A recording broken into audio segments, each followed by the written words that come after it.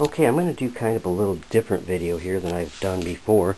This is an unboxing, and someone I consider a real good friend of mine is Jordan Lubin from here in Michigan, and he's a fellow YouTuber, and he has a passion and love for archaeology and Indian artifacts of Northeast Michigan, as well as historic period relics. And once before, Jordan and his wife Jackie sent me a really cool box of artifacts that from up in the area of the Overland Creek site and different places up in the northeast of Michigan, and there were some awesome things in it. And today I got another box from Jordan, and so I'm going to open this and I'll show you what Indian artifacts that he sent to me.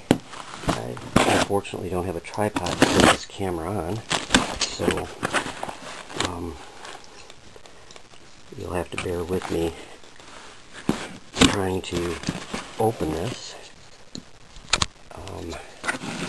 And curiosity is really getting to me here. Okay, the box is open. And right on top is a little container which says Devil Lake near Alpena, Michigan. And let's just peek real quickly in here. Ooh, right off on the top there is a small duckbill scraper. These are pretty common on woodland period sites. Here's a small piece of debitage chert, and this could easily have been used as a handheld knife. Now here's something awful cool. This is a triangular Lavina point in just perfect, beautiful condition, very thin, worked nicely on both sides. The Lavina points are really cool because they made appearances in prehistory in two different eras, widely separated in time. They appeared in the late woodland, just before cultural contact was made with the Europeans, and then they appeared thousands of years before in the middle and late archaic period. And so if this one is indeed from the late woodland, it would be approximately 500 to 600 years old. If it's from the middle and late archaic, it could be as much as 3,000 years old. But my feeling is that it's probably from the late woodland.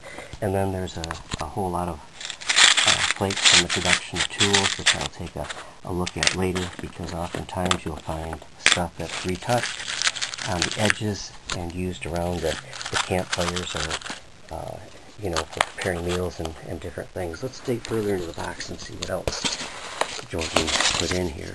Some nice light packing, graph paper. Okay, now let's see what's in here. It looks like, now this isn't a prehistoric relic, okay? It says a gift on the baggie. Okay? And inside that, oh cool, this is a dream catcher that I assume him and Jackie made, but really cool. Down here is a little Petoskey stone skull that I know from talking to Jordan that was hand carved by him and Jackie. That's a really awesome and amazing little piece. Really like that. So thank you, Jordan and Jackie, because that is pretty cool. Okay, here's the bag. It says 3 pieces, but there's more than 3 pieces in here. Let's see what all Jordan packed into the bag here.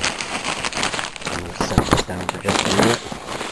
Okay, I'm going to dump these pieces on the white paper, and here we find a lot of bone. Now, the question is, are these from woodland, an Indian era, like late woodland or middle woodland, or are these from historic period? Even if they're from historic period, they're quite old. And one thing that would tend to make me think that these are from historic period is the cut along the edges of some of these bones is real smooth, like it was done with a saw or a more modern blade. Okay, so I'm going to pause this while I put these back in the bag. We'll be back in just a second. Okay, I'm back.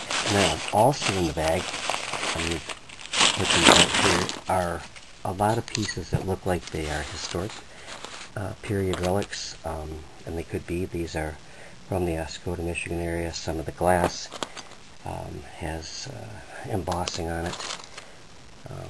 Some of it doesn't.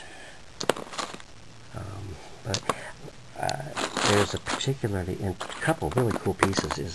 There's this ring, which I believe is an early trade era ring, to be worn. But that's pretty cool. I'll have to do a little more research on that and the glass pieces. Also, there's this piece here of flint, which looks like upper blue Mercer, which was an exotic type of flint that was used. This actually looks remarkably like a gun flint, and I'm thinking that that's exactly what it might be, is a gun flint. I used to find some of the gun flints on the Goodwin Gresham site in Oscoda, which is not far from the site where these pieces were found. I really like that ring piece, so that's pretty cool. Okay, I'll be back with you in a moment. Okay, these pieces were also in the box marked, our bag marked 3 pieces. What's kind of cool here, and I don't know if you can see it on camera, but this bone actually has cut marks in it on both ends, and there's another piece here which has the same cut marks in it, and it attaches to this bone. That one could actually be prehistoric. Don't know for sure until I do a little more investigating. These other pieces are primarily fire-cracked rock from around one of the campfires or hearths where meals were being prepared. You can almost picture the Indian woman or the storyteller around the campfire cooking or telling stories of the great adventures of that particular tribe. And there's more in the box, so I'm going to pause for just a second and I'll show you some more. Okay. Alright, let's see what else is in here. Alright, this is kind of cool. This has a lot. This is from, it says on here, Iota Springs. There's a long bone here. There's teeth from a fish. These are called pharyngeal teeth. And I'm not certain at all of the age on it, but I'm gonna research these pieces a little bit later on, and I will do other videos pertaining to these. But I just wanted to show you the unboxing, so I'll be right back with you. Okay, sorry about shaking that last one up. There's a long bone here, probably about 7 inches long, more than likely from a deer. You can see on the end a lot of rodent gnaw marks. This is quite old, and more than likely goes back to the late woodland. This is really interesting. It's part of some teeth from a fish. These are called pharyngeal teeth, and